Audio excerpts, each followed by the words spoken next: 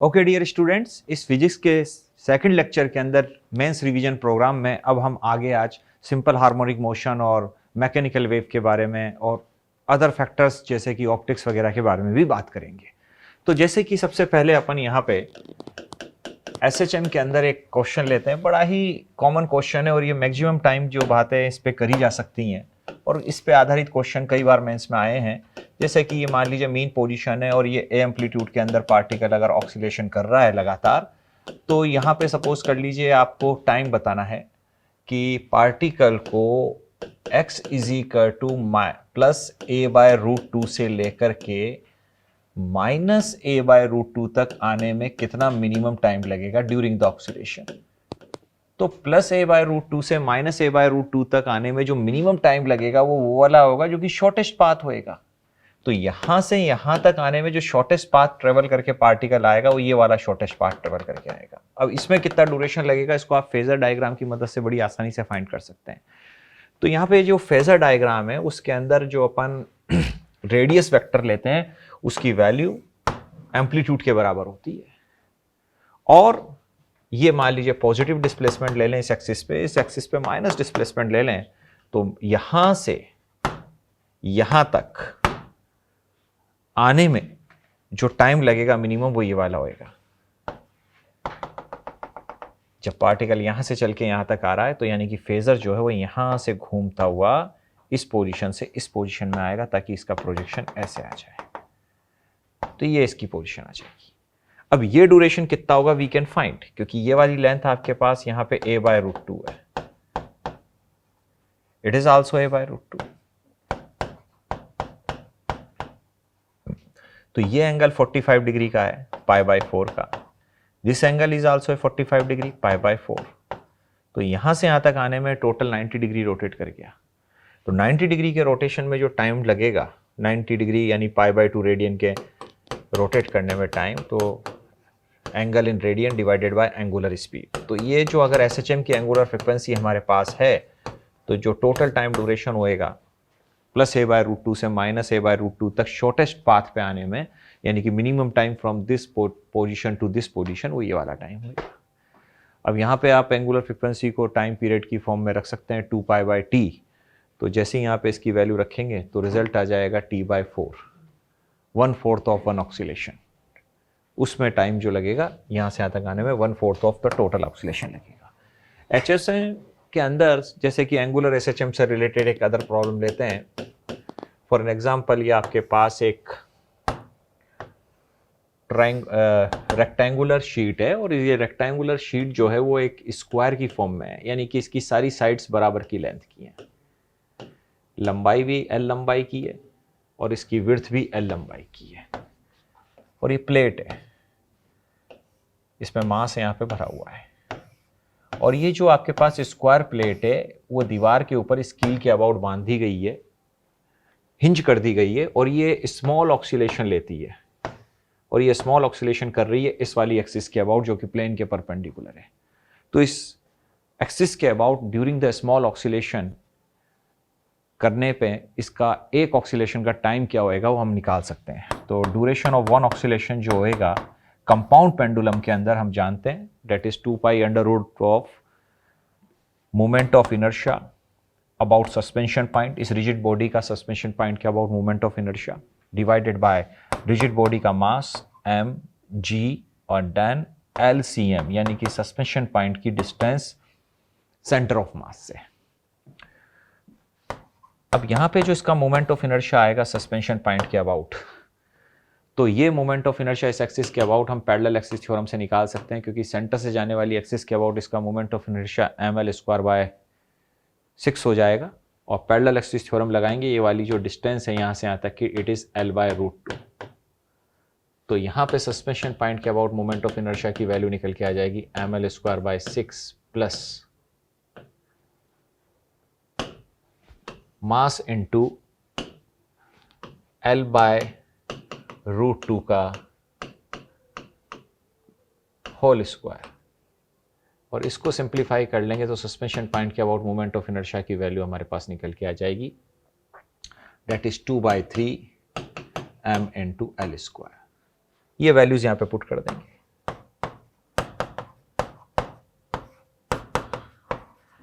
LCM के नाम पे यहाँ पे आ जाएगा L/√2। इसको सिंप्लीफाई करेंगे तो इसका मोमेंट ऑफ इनर्शिया की वैल्यू रखने पर जो ऑक्सीलेशन का, स्मॉल ऑक्सीलेशन का टाइम पीरियड है वो ये आ जाएगा। SHM के अंदर एक और सवाल अपन यहाँ पे कंसिडर करते हैं फॉर एन एग्जाम्पल, जैसे कि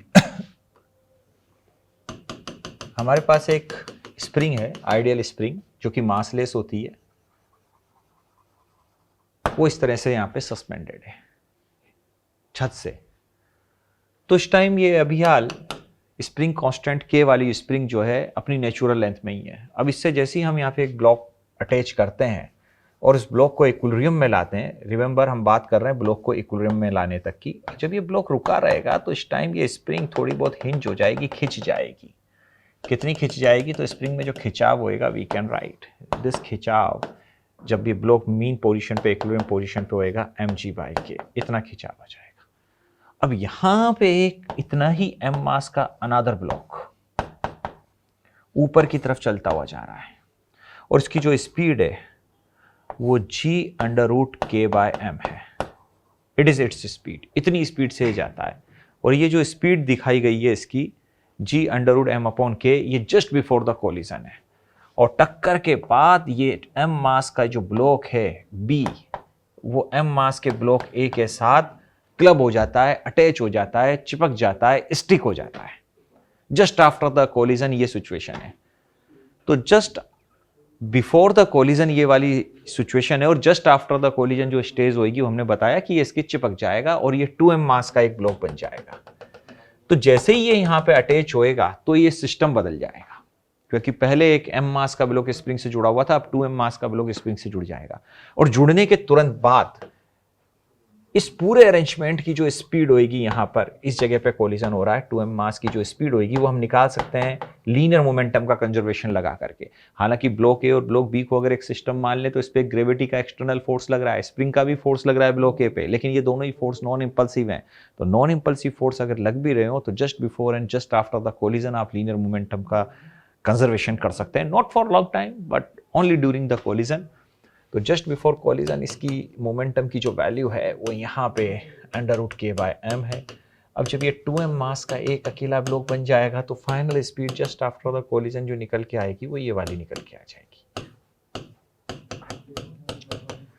अब ये यहाँ पे ये ब्लॉक इतनी स्पीड से जाएगा तो अब ये नया सिस्टम बन गया, तो इस नए सिस्टम का एंगुलर फ्रीक्वेंसी ओमेगा भी बदल जाएगा। नया एंगुलर फ्रीक्वेंसी जो सिस्टम का आएगा ओमेगा डैश, उसकी वैल्यू हो जाएगी √k। स्प्रिंग का कांस्टेंट तो वही रहेगा, मास 2m हो जाएगा।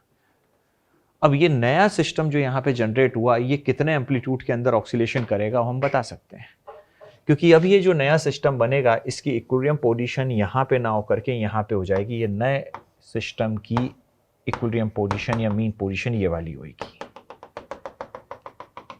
और ये अभी यार जो नई मीन पोजीशन है ये स्प्रिंग के अंदर 2mg/k के खिंचाव पर होगी।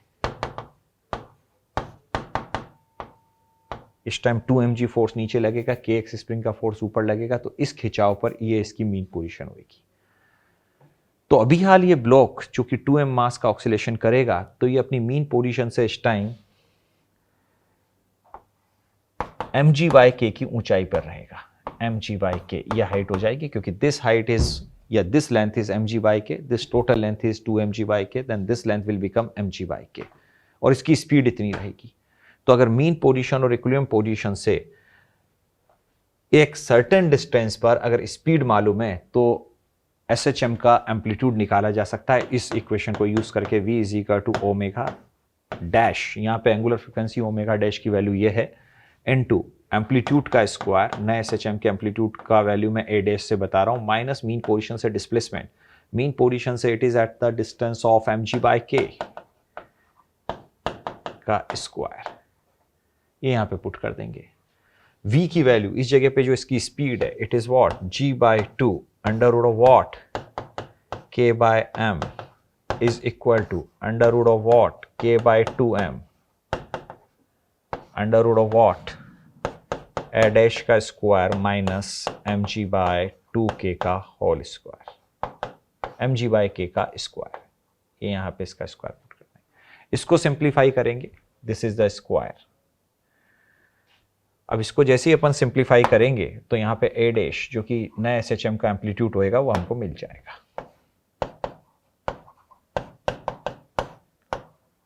इसको सिंप्लीफाई करके ए डैश की वैल्यू निकाल लीजिए। तो ये नए SHM का एम्पलीट्यूड इस तरह से सवालों में पूछा जा सकता है कि जैसे ही ये बी ब्लॉक इतनी स्पीड से आकर के ब्लॉक ए के स्ट्राइक करेगा और टक्कर के बाद ये इसके स्टिक हो जाएगा, तो जो नया सिस्टम एक SHM चालू करेगा उस SHM का एम्पलीट्यूड क्या होगा वो we can find using this information.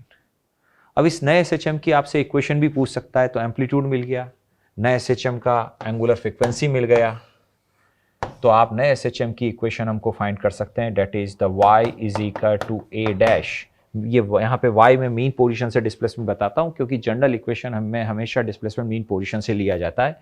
a dash sine of omega dash into T plus phi.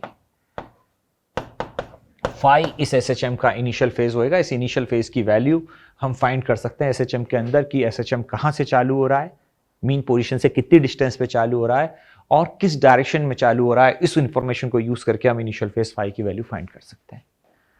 तो इस तरह के क्वेश्चन SHM के अंदर जनरली आते हैं। अब थोड़ा सा हम वेव के ऊपर बात करेंगे। तो look at this, mechanical wave में सबसे पहले बात करेंगे हम ट्रांसवर्स वेव के ऊपर। तो ट्रांसवर्स वेव के ऊपर आधारित एक सवाल हम कंसीडर करते हैं। फॉर एन एग्जांपल हमारे पास ये एक रस्सी है,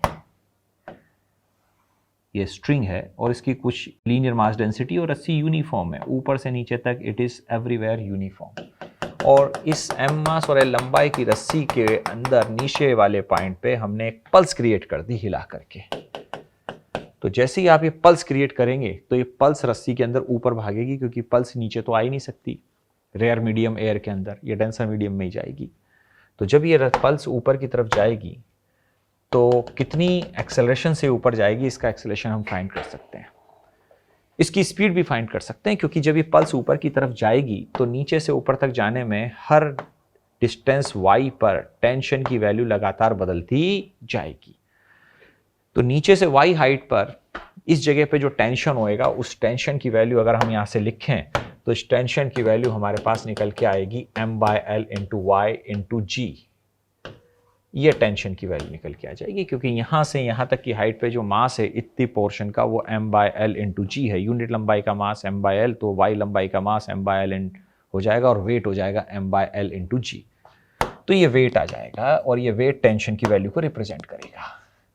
अब इतना टेंशन अगर होगा, लीनियर मास डेंसिटी तो यूनिफॉर्म रोप में सब जगह एक जैसी है, तो इधर स्पीड क्या होगी, तो स्पीड की value under root of tension by mu, mu यानी कि लीनियर मास डेंसिटी की वैल्यू होगी और ये निकल के आ जाएगा यहाँ से आपके पास g इंटू वाई।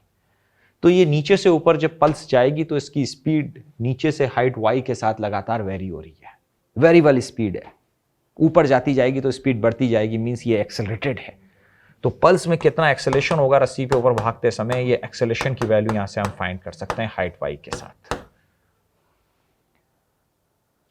जब भी यहां पे स्पीड डिस्टेंस डिपेंडेंट होती है तो एक्सेलेरेशन इस इंफॉर्मेशन से चेन रूल लगा के फाइंड करी जाती है और इसकी वैल्यू जब निकालेंगे तो ये कांस्टेंट एक्सेलेरेशन g/2 आएगा। तो यानी पल्स ऊपर की तरफ स्पीड अप होती हुई जाएगी g/2 एक्सेलेरेशन से।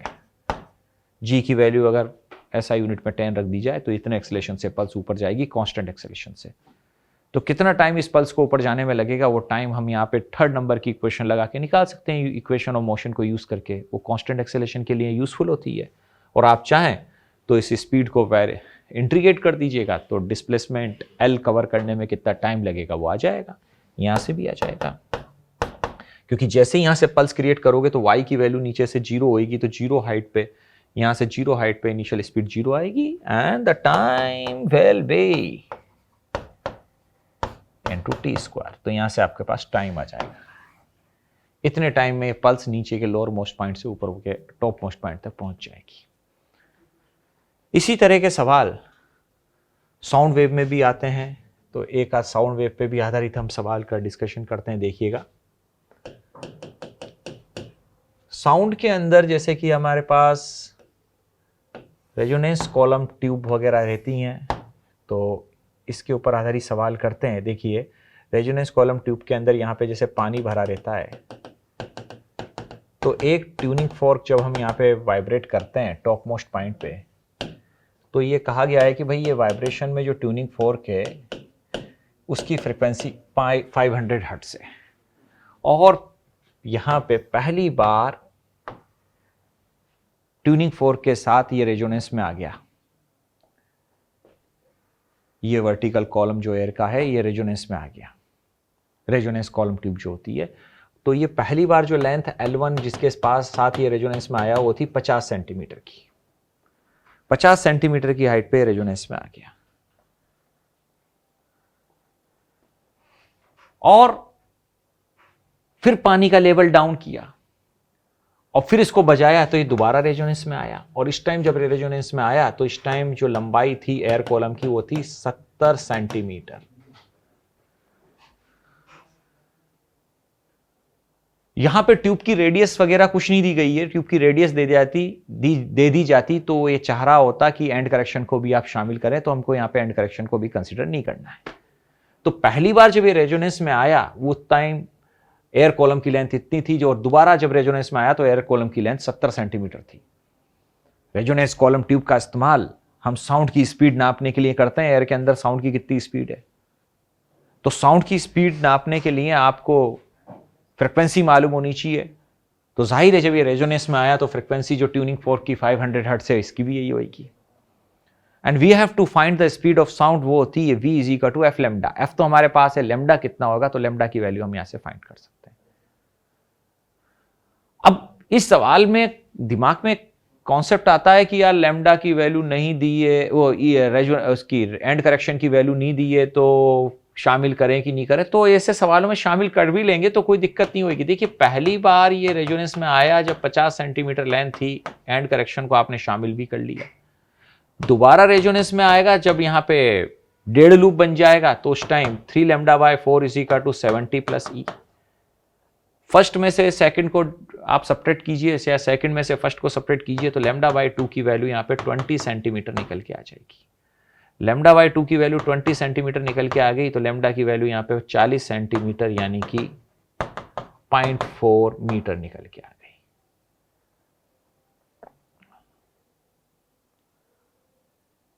यहां पे थोड़ी वैल्यूज मैं अच्छी कर देता हूं, तो यहां पे मैं सेकंड बार रेजोनेंस में आया तो उस टाइम लंबाई 80 कर देता हूं, तो ये 80 हो जाएगा, तो यहां पे 30 हो जाएगा, it make it 30 and then it will become 60, तो ये 0.6 हो जाएगा यहां पे 0.6 मीटर। तो अब स्पीड ऑफ साउंड की वैल्यू आपसे पूछ ली जाए तो v is equal to F lambda के मुताबिक हमारे पास f की वैल्यू 500 है, लेमडा की वैल्यू 0.6 निकल के आई गई, तो ये मेरे पास 350 मीटर पर सेकेंड स्पीड ऑफ साउंड आ जाएगी। तो रेजोनेंस कॉलम ट्यूब का इस्तेमाल इस तरह से किया जाता है। यहां पे एक चीज जो बताने वाली थी कि एंड करेक्शन को आप शामिल करें चाहे ना करें, अगर नहीं दिया इंफॉर्मेशन तो शामिल कर भी लें, कोई फर्क नहीं पड़ेगा।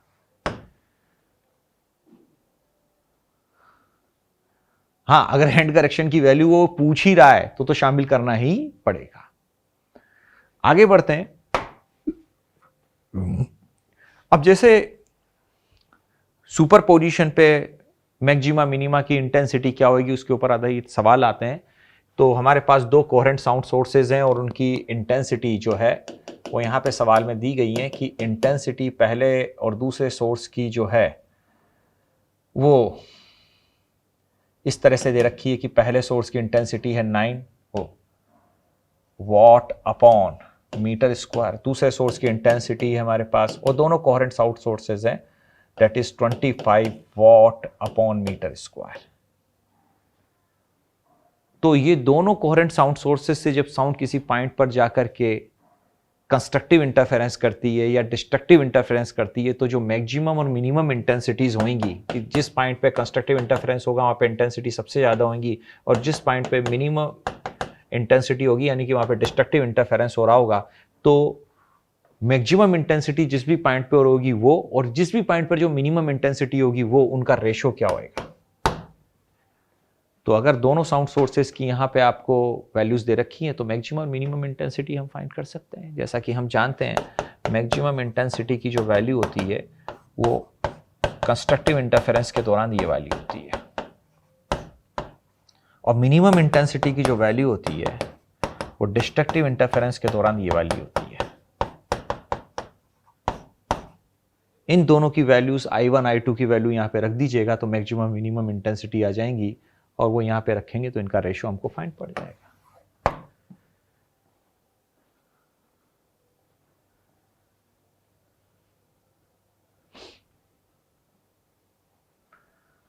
अब इसके बाद में कुछ ऑप्टिक्स से रिलेटेड हम सवालों की बात करेंगे। देखिएगा, जैसा कि हमारे पास एक कॉन्केव मिरर है। इस कॉन्केव मिरर की फोकल लेंथ 20 सेंटीमीटर दे रखी है और यहाँ पे इसके ऑप्टिकल सेंटर से यानी कि पोल से 30 सेंटीमीटर की दूरी पर एक छोटा सा एक्सटेंडेड ऑब्जेक्ट है 2 मिलीमीटर हाइट का। तो इस कॉन्केव मिरर से रिफ्लेक्शन के बाद जो इमेज बनेगी उसकी ट्रांसवर्स हाइट क्या होगी वो आपको बतानी है। तो ये मिरर का केस है तो हम जानते हैं ट्रांसवर्स मैग्निफिकेशन होता है मिरर के केस में -v/u। u की वैल्यू तो हमको मालूम है -30 है। v की वैल्यू क्या होगी, तो v की वैल्यू फाइंड करने के लिए यहाँ पे आप मिरर फार्मूला यूज कर लेते हैं। This is the mirror formula. तो इस मिरर फार्मूले के अंदर फोकल लेंथ की वैल्यू -20, v की वैल्यू फाइंड हो जाएगी। u की वैल्यू -30 रख दीजिए तो यहाँ से v की वैल्यू आएगी और ये v की वैल्यू यहाँ से जो निकल के आएगी we can find it. How much it is 30 - 20 62 3 v is equal to -60 centimetre. v की वैल्यू -60 सेंटीमीटर आ जाती है तो बड़ी आसानी से हम जानते हैं height of image upon height of object is equal to -v/u। v की वैल्यू -60 है, u की वैल्यू -30 है तो ये आ जाएगा -2। ऑब्जेक्ट की हाइट 2 मिलीमीटर है तो इमेज की हाइट हमारे पास -4 मिलीमीटर हो जाएगी। तो हमारे पास जो इमेज बनेगी वो यहाँ से 60 सेंटीमीटर की दूरी पर बनेगी, 60 सेंटीमीटर की दूरी पर बनेगी और ये इन्वर्टेड बनेगी 4 मिलीमीटर हाइट की। इरेक्ट नहीं, इन्वर्टेड बनेगी क्योंकि ट्रांसवर्स मैग्निफिकेशन हमारे पास माइनस में आ रहा है।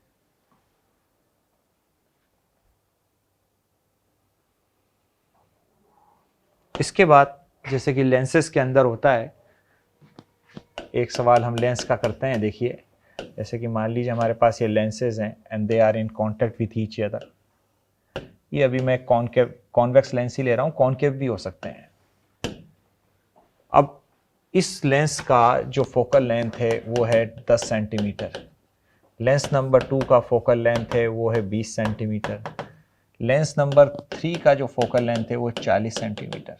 अब इन तीनों लेंस ने एक दूसरे के कांटेक्ट में आके सेम प्रिंसिपल एक्सिस पे एक कांटेक्ट किया तो इस कॉम्बिनेशन से जो रिजल्टेंट पावर होगी वो क्या होगी। तो इस पूरे कॉम्बिनेशन का रिजल्टेंट फोकल लेंथ, जब लेंसेज एक दूसरे के साथ कांटेक्ट में हो और सीरीज में हो तो जो रिजल्टेंट फोकल लेंथ होती है वो यहाँ से हम फाइंड कर सकते हैं और इसकी वैल्यू आ जाएगी 0.1 प्लस 0.05 प्लस 0.025 और ये आपके पास इक्विवेलेंट पावर आ जाएगी। तो इक्विवेलेंट पावर जो डायोप्टर में इस पूरे कॉम्बिनेशन की होगी we can find it, it will be 0.175। ये डायोप्टर में आएगी। सॉरी, ये यहाँ पे मैंने वैल्यूज जो है वो सेंटीमीटर में रख दी।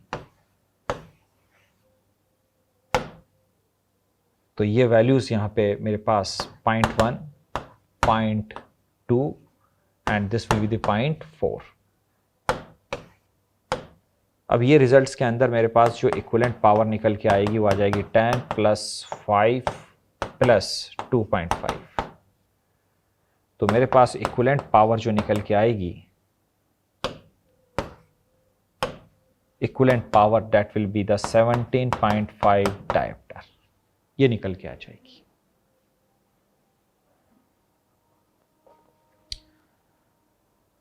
अब हम वेव ऑप्टिक्स के अंदर भी बात करते हैं, जैसे कि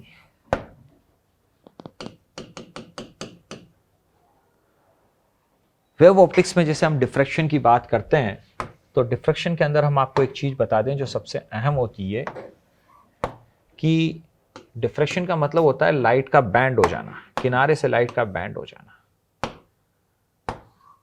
अभी मान लीजिए आपके पास ये स्लिट है, सिंगल स्लिट, फानाफर डिफ्रैक्शन पैटर्न के अंदर सिंगल स्लिट डिफ्रैक्शन पैटर्न दिखता है, तो आपके पास स्लिट का जो विड्थ है वो ए है। अब लाइट यहां से बैंड हो जाएगी, तो यहां से जो आपको पैटर्न मिलेगा, इस यहां पे इस तरह का पैटर्न मिलेगा।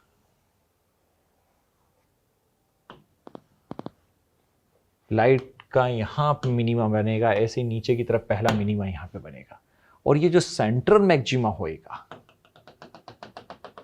This is the centre maxima. ये जो सेंटर मैक्सिमा होगा, इसकी जो विड्थ रहती है वो 2 टाइम्स ऑफ लेमडा अपॉन ए, यानी कि किसी और मैक्सिमा की जो विड्थ का जस्ट डबल होता है।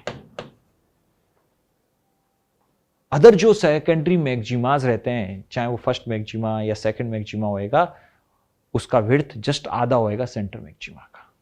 ये डिफ्रैक्शन पैटर्न के अंदर ये खास बात है, जबकि इंटरफेरेंस में सारे मैक्सिमा का फ्रिंज विड्थ सेम रहता है।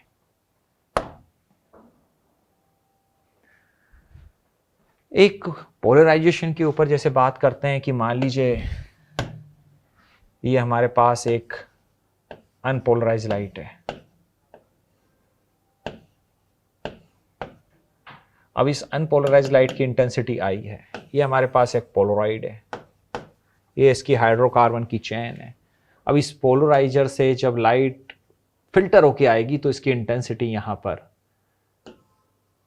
ये हाइड्रोकार्बन की चेन है तो ये ट्रांसमिशन एक्सिस हो जाएगी, तो यहां पे इसकी इंटेंसिटी I/2 रह जाएगी। इस I/2 को मैं I0 मान लेता हूं। अब यहां पे मैंने एक और पोलराइजर रखा, और पोलराइजर वो ऐसे रखा कि इसकी हाइड्रोकार्बन की चेन ऐसे हो गई इस वाली एक्सिस के साथ, जिसके साथ ये आ रही है polarise light. This is the polarise light. इसमें इलेक्ट्रिक फील्ड इस लाइन के अलोंग ऑक्सीलेट करता हुआ आ रहा है, इसके साथ ये यहाँ पे थीटा एंगल बना रही है। तो यहां पे ये जो ट्रांसमिशन एक्सिस है, ये वाली एक्सिस, ये ट्रांसमिशन एक्सिस यहां पे मैं कंसीडर कर लेता हूं। ये हाइड्रोकार्बन की चेन थोड़ा सा ऐसे मुड़ गई, ये मान लीजिए इसको ऐसे मोड़ देंगे तो हाइड्रोकार्बन की चेन ऐसे मुड़ गई, तो हमारे पास ये जो ट्रांसमिशन एक्सिस है वो ये वाली हो गई।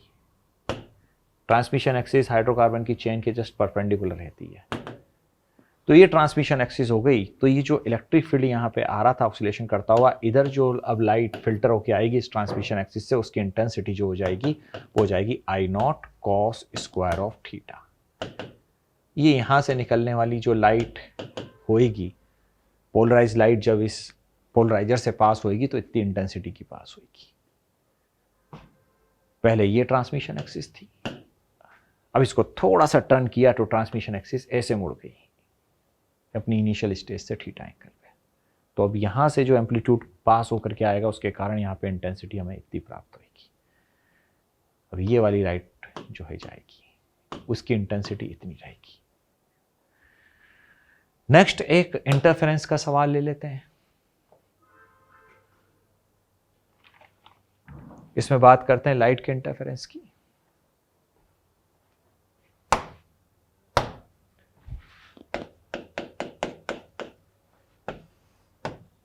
फॉर एग्जाम्पल ये वाटर है, ये ग्लास है, और यहां से लाइट नॉर्मली आ रही है।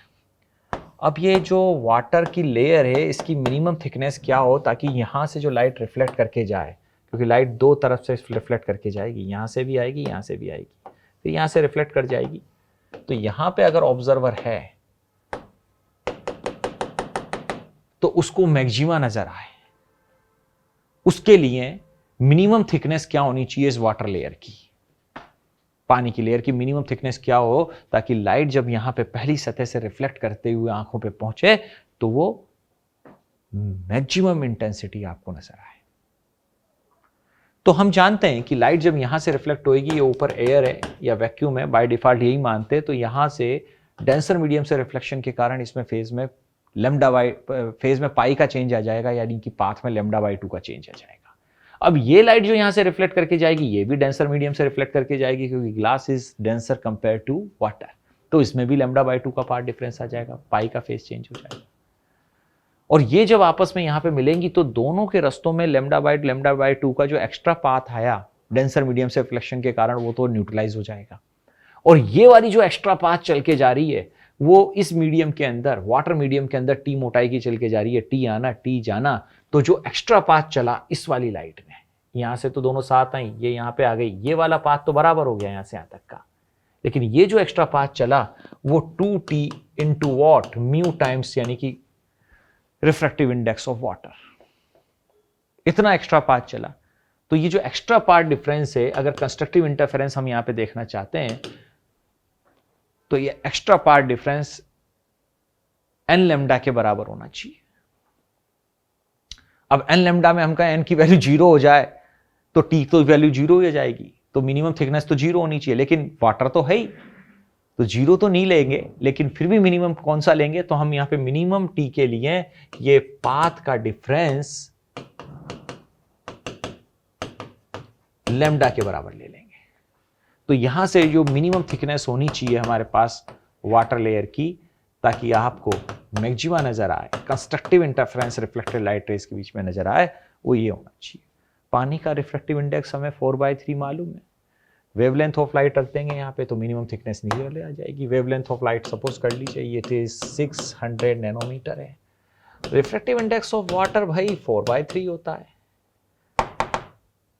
तो यहां से निकल के आ जाएगा, ये दोनों वैल्यूज रख दीजिएगा तो टी मिनिमम आ जाएगा हमारे पास।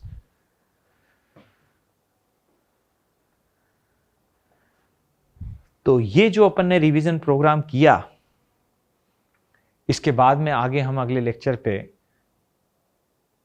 Current electricity, magnetic effect of current, capacitor, EMI, AC, इसके ऊपर बात करेंगे। Okay, thank you very much to all of you.